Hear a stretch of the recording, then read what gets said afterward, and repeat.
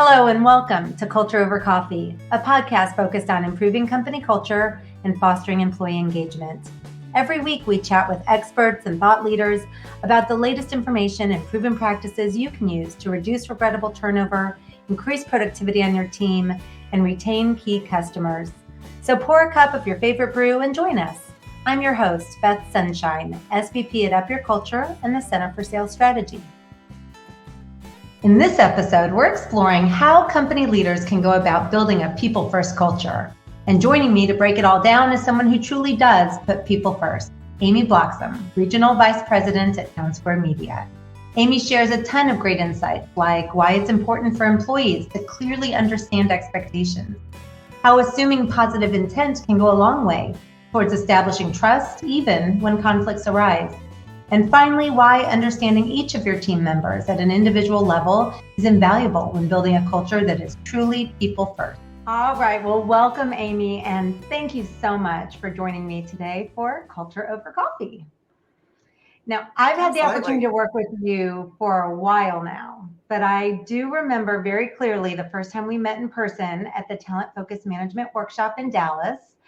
You were very focused on hiring top talent, developing your people. I even had the opportunity to sit by you during one of the dinners where we got deep into the conversation on that. It was clear even back then that you naturally create a people first culture. And as a matter of fact, now most people will be listening to this, but a couple of people might be viewing this. So I don't know if you have that bobblehead handy, but you were awarded our prestigious Talent Superhero Award for your focus. There we go. That's right. Looks just like you too. For hiring and developing and retaining your people. So I'm just super excited to talk to you about all of these things today. Are you ready to get started? I am. Thank you for the invite, Beth. I appreciate it. And I do remember that trip to Dallas. Do you remember? Yeah, good dinner and a great conversation. So let's begin with a quick brain jolt. I just want you to envision the very best company culture you can think of. And tell me, what 3 to 5 words would you use to describe that ideal culture? To me, it is the way I try to run the markets that I oversee for Townsquare Media, is I try to create that culture of mutual respect for one another, communication with each other, trust, encouragement, collaborations within the departments, and just really being fair to all the employees across the board. That defines a very, very much what I would consider a people first culture. So yeah, I think just organically, that's probably what you create. That's what you prefer. It's what you envision. So thank you for sharing that. So moving specifically into that topic today, how would you define, I'm calling it a people first culture. It's been called a number of things, but how would you define that concept of a people first culture, and why is it so important for an organization's success? One of the things that Townsquare Media does an amazing job at is on our wallet card. The number one thing on our wallet card is you matter. So you matter as an employee. And so we do have to understand that everybody has that work, personal life outside of work, but you matter. What they also mean, and I try to carry that mantra on, is that you want to make sure that whatever job they're tasked with, that they clearly understand what that job duty is and what that expectation is, so that there's no gray area to what is expected each day. But then you also want to go beyond that too, and you want to provide them with the tools and the resources that are available for them to be able to do their job and succeed at their job. And then listening to them often. And I really try to encourage collaboration, brainstorming. It's not just my ideas, it's our ideas. And sometimes they're the boots on the ground in the AEs, for example. So they're able to bring out and see things that I might not see anymore and doing the leadership role I do. But I also don't ask any of my people to do anything that I'm not willing to do myself. So really good description. I like that you matter. I've seen that before on those wallet cards, and it really does speak to me. And then defining it more, clear expectations, arming them for success, listening. And gosh, I love the way you added the word often. Listen often, like all the time. It's great. Collaboration. So what specific strategies or initiatives have you implemented? You shared a lot of good things that make up this people first culture. What strategies or initiatives can you think of that either you've implemented or you've seen implemented to foster all of those great things that you just described within your company? Well, me personally, I'm a very transparent leader, down to it all. I mean, my sales management team or my department heads, they know exactly what's going on, where the company envisions, and we pass that down to everybody. We want to make sure everybody understands the vision, whether it's our short-term goals or whether it's the long-term goals. And so there's always a strategy, and we're not afraid to pivot because, as we know, in the media industry, it has been very fluid and so many things are being thrown at us. So I just want to make sure that the team knows at all times that their opinions do matter. Once a month, the managers and I, we go on what we call our Mexico trip. And all it is we lock ourselves in my little conference room, but that lets them know, hey, we're in Mexico. There's no Wi-Fi. There's no cell service. And it's for 2 hours. We strategize months ahead so that we have everything lined out and ready to provide the team with all their arrows in their quiver of what's going to be coming up and what we've got to look for, where we got to work towards. So they always know where we're going with short-term, long-term. They know the path, they know the strategy, and now we've got the roadmap. And so, and we encourage them to bring us new ideas. We encourage them to share when we're presenting to them what we kind of came up with. Well, what if you thought about this? Because we're not perfect, and we're all a team here in the building and in the region. Right. Right. Gosh, transparency is so important. I was actually talking with a market manager, another company, just yesterday about the concept of vision that you're describing. And we were saying how important it is for every employee, no matter what their job is, what role they play, to understand the larger vision of the company, to understand what is it going to look like here next month, next year, in 3 years. And I think that's one of the things that's lacking so many times in an organization. Leaders are so in the weeds, they forget to share that vision. So it's ironic that you're talking about this just the next day after I was talking about how difficult it is. I love the strategy of the Mexico trip, the 2-hour planning session. I like the way you described it as a path, because that's exactly what it is. We're all on this journey. And if you have the roadmap, if you know where you're going, man, it's just so much better. And the more you tell people what it's going to look like, what is it going to feel like, what is it going to be like, what changes can we expect, even if you're just doing your very best envisioning right now, it's just so powerful. Very cool. Well, building a people first culture often involves addressing and resolving conflicts and challenges too. So, sharing the vision, certainly important, collaboration, listening. But how do you approach and navigate difficult situations, the ones that, where there's pushback, people are unhappy, negative feelings, and still maintain a positive and supportive work environment? Any tips there? Okay, I missed you. I missed that one. Oh, the whole thing? Do you want me to repeat the whole question? I heard that last 5 seconds kind of pause. Oh, yeah. So how do you approach and navigate difficult situations to maintain a positive and supportive work environment? Any tips on that? I think anytime you're working as hard as we are, we're going to run into some conflicts. Yeah. A lot of times what I have discovered are the conflicts, the bigger ones, are generally a misunderstanding. And whether it's from another manager with a coworker or between departments, it's just a complete misunderstanding. And because we tend to email or text, or instead of those face-to-face conversations, sometimes is where the misunderstanding kind of comes into play. So what I look at the whole situation first and determine, is this something that needs to be addressed now? Is it that important? If it's between two people, I try to address it quickly.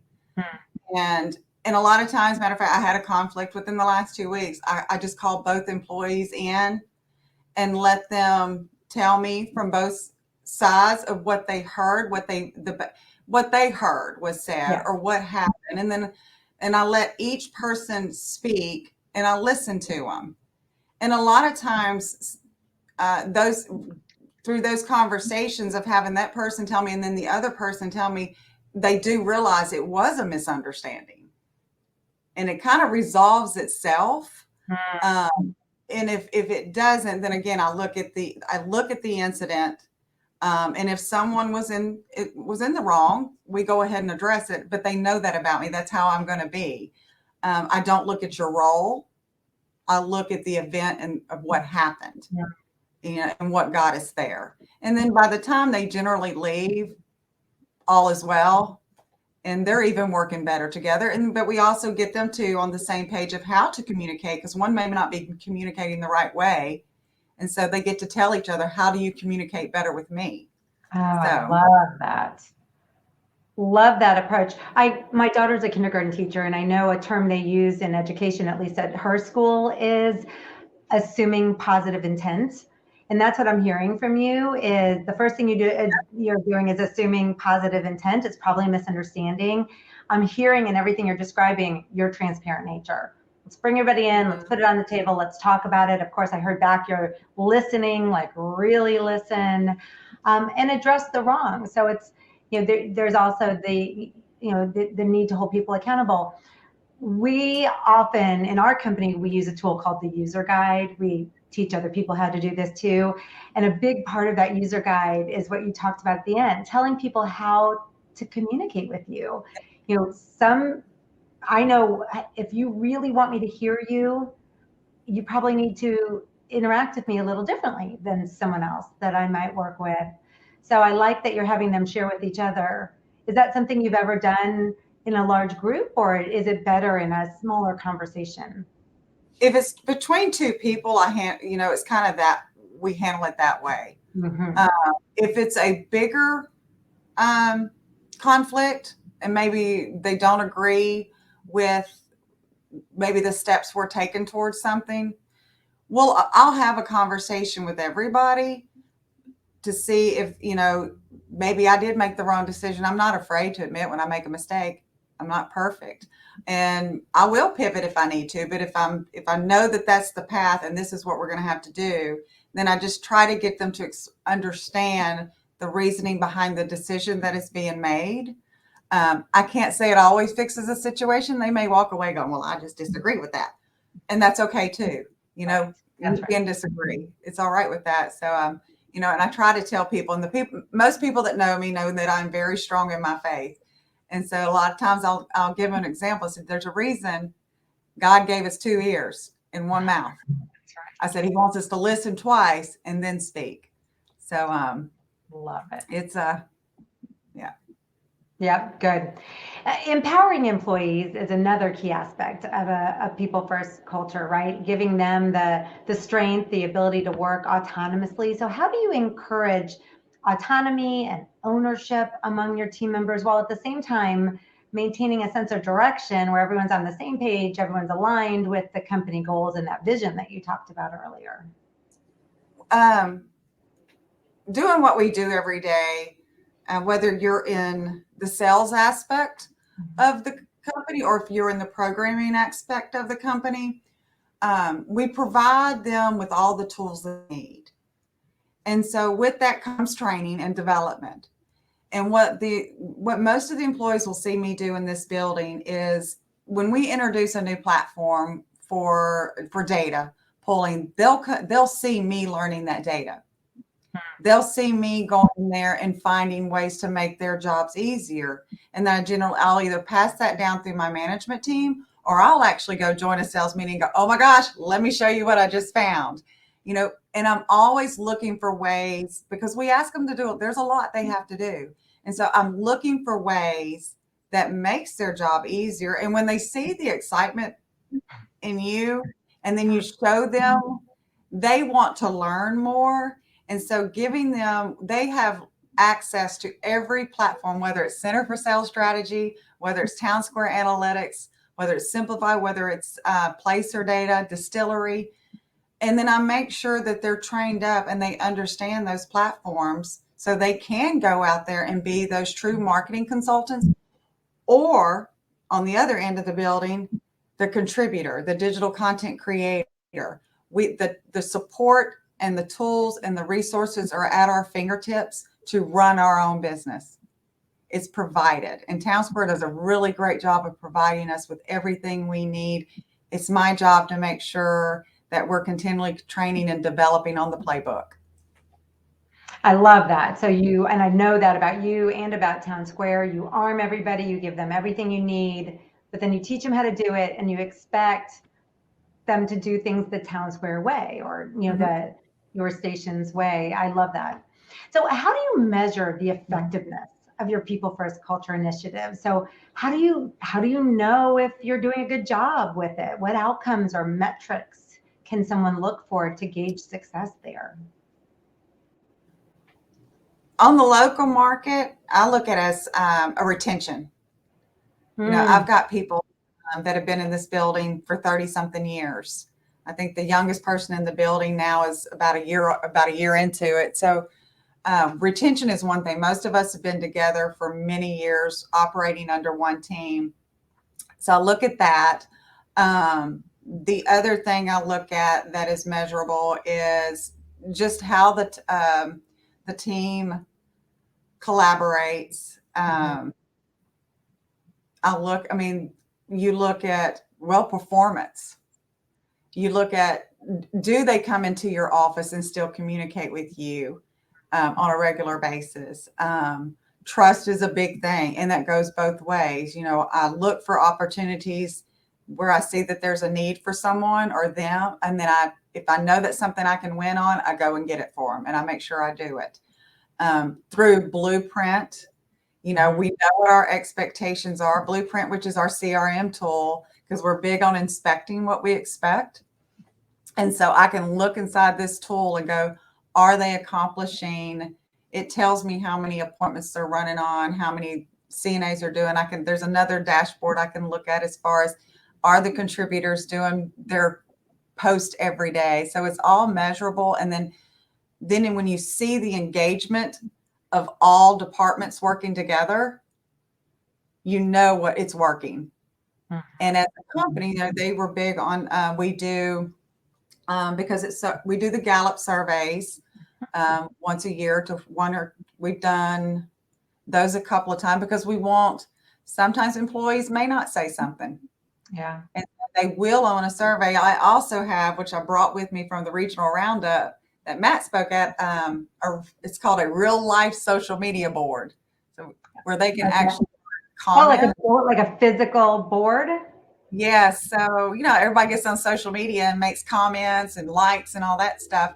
So I took a poster, a cork board, and made a real life social media board with little cards where they can pin up their comments, suggestions, feedbacks. What do you like? What don't you like? You can sign it. You don't have to sign it. Is it a motivational thing you want to write up there for your team?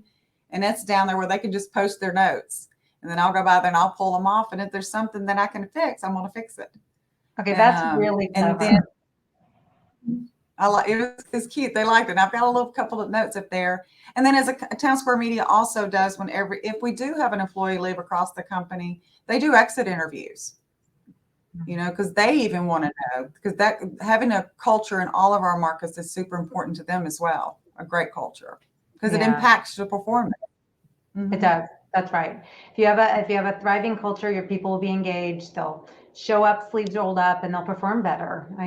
That's exactly right. Exit interviews are pretty powerful if they're done well, which I know yours are. So you can get a sense for more behind it. Really, really good ways to measure those things: retention, performance, your annual engagement survey, just the appearance of collaboration, metrics in the CRM. Love it. All right, last question. And this is either going to be really easy or really hard. I notice people go one way or the other, but kind of thinking about a people first culture, if you could recommend just one thing, because a lot of listeners will be listening to you and they'll be thinking, gosh, that's a lot of good stuff. And I really want to get better and try all these things. So if you could help them think through, what is one thing that you think they could leave this podcast with today, start doing right away to really make a difference in fostering a people first culture? What would that one thing be? If I was new coming into a building, or even if I've been there 2 to 3 years, and I come from sales into the media company, I would sit every employee down and do a CNA, or what we now call discovery meeting.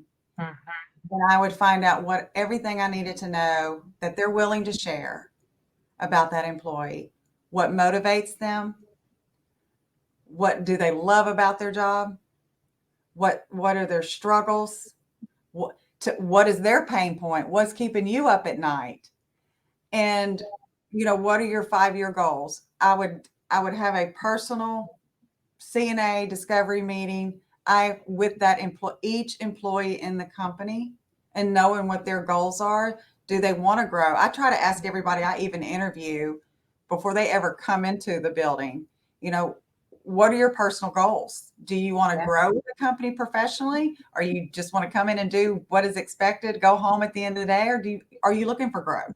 Because you can grow in this company. And I try to know that because everybody's motivated differently. Yeah. And one may be motivated by cash incentives. One may be motivated by just give me a day off. But you got to learn those things about their people. And I try not to cookie cut for the team, for the whole, when individuals are motivated separately and differently. So I try to match all of them. But it starts by getting to know your people. You got to know them and what drives them. So. Fantastic strategy. Great suggestion. I can't imagine a better way to build a relationship with someone and also grow them and grow your entire team or division or organization by understanding what makes them tick. I'm glad you shared that. So grateful for the time you spent with me today talking about culture over coffee. You have shared a lot of great information and ideas. Like I said, I think people will walk away with a lot. And I think it's just so important to create that people first culture. So thank you for sharing so many valuable tips. Now, for those listening, I'm going to drop Amy's LinkedIn information in the show notes so you can connect with her if you'd like. And I recommend that you do. And then I'm also going to add a link to the Leaders Checklist for Company Culture, because a lot of our listeners, a lot of you are going to be planning for 2024 right now. You're thinking about your culture, how to drive engagement. You may want to spend a minute or two reviewing the checklist and just setting yourself up for success. So thank you, Amy, for your time today. And thank you, everyone, for listening. Thanks so much for spending time with us on Culture Over Coffee. If you've enjoyed the conversation, be sure to subscribe and join us for every episode. For more helpful information on the topics of company culture and employee engagement, visit us at upyourculture.com. Enjoy the journey as you increase engagement and up your culture.